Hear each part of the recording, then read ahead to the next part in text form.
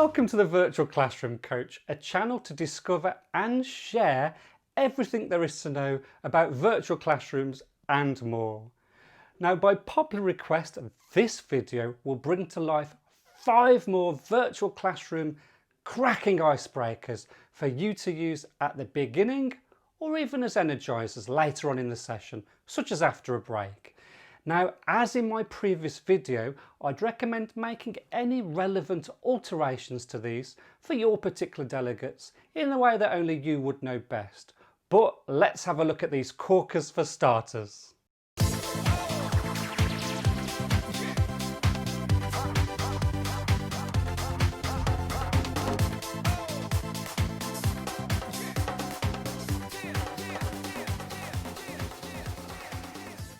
Before we start, please subscribe to my channel and press the bell and like buttons below, and that way we can keep in touch and you'll be the first to know when I drop in a new video. So, icebreakers. Well, you may think icebreakers or energizers aren't a great use of what can be limited time in a virtual classroom, but they can have a really useful psychological effect on your learners, relaxing them into the event and preparing them for interaction and collaboration, and by putting them right into the learning zone. So if your online delegates aren't put into that place right from the start, then you might argue that the rest of the session could be a waste of time or certainly of less value. So whilst your biggest critics might deem them a waste of time or too much fun or even childish, well, in my colouring book, your learners will love them and it will encourage them to take more learnings back to their role. What's not to love about that? So let's unveil another 5. Number 1, get creative. I love this one because it intertwines everyone's creativity with each other's, making it a real collaborative space. And it introduces the annotation tool as well, so it allows time for experimentation and for everyone to gain confidence in how it works. Now, it can be linked to any product or service your organisation is known for, and it awakens that creative side of the brain, ready for the learning ahead. But it's so simple. Now, you might remember my last episode of Bingo View, my friend Heather talked about this. Let's have a look. There's an activity once where they had like blank cupcakes, just not coloured in, blank cupcakes on the screen, and they shared them, and they asked the participants using the annotate function to decorate the cupcakes. So you could colour them all in, you could put little heart sprinkles on there, and again, you know, sort of almost feels like a bit of nonsense, like why would we be decorating cupcakes? Relevant maybe if you're in a bakery business, but if you're not, like what's going on? You could make it relevant, it doesn't have to be cupcakes, but even that's just a really fun and quick way of getting your learners comfortable with these tools as well.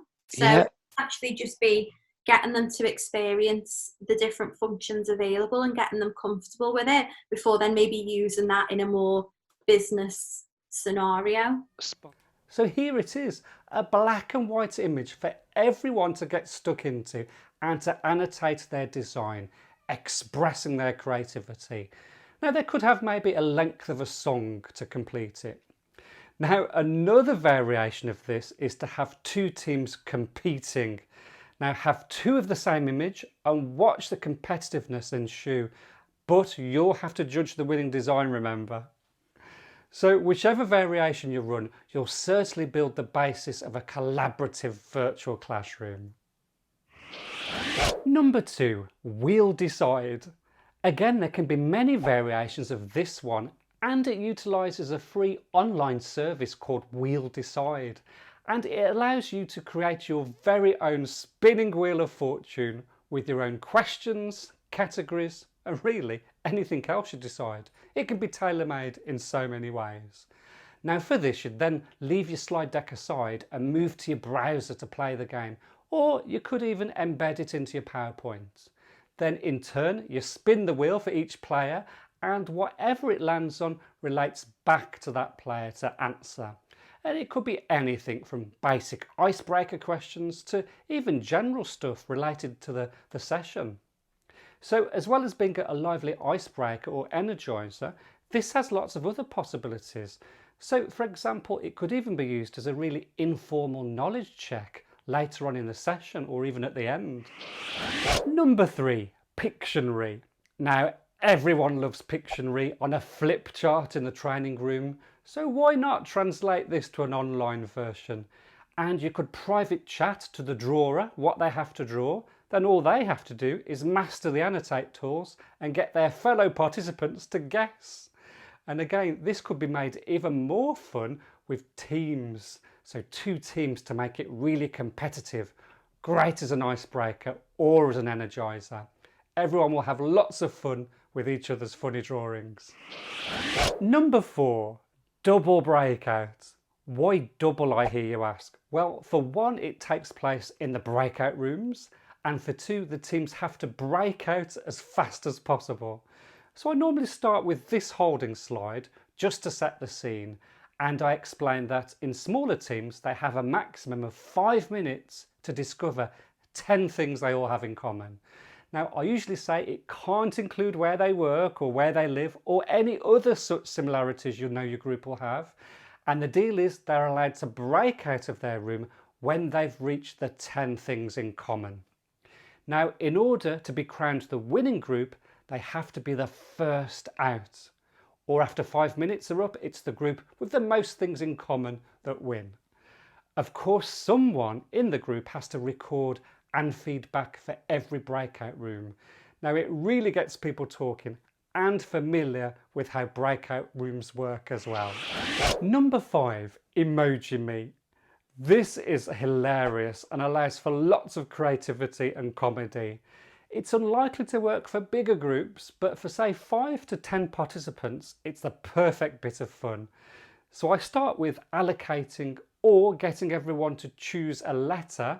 Then on screen, I reveal their blank emojis. And their job is then to create their very own emoji that best suits their personality, their lifestyle, their hobbies, interests, etc. And this then serves as a real fun springboard for them to explain their designs and for you and others to ask questions to really get the conversation going. So there you go, 5 more wild and wacky icebreakers and energizers to brighten up any online learning session. Bring these into your virtual classrooms and online workshops, and you're bound to foster a really creative and participative approach to the session where everyone will leave having had fun but tuned in to learn and therefore deliver back in role. So in the description, I've linked to some downloadable slide templates for you so that you can download them and use them for your sessions straight away. Online icebreakers for you. Now, if you've liked this video, please do press that subscribe, like and bell button. It really does help for us to keep in touch. But as always, until the next time, thank you so much for watching.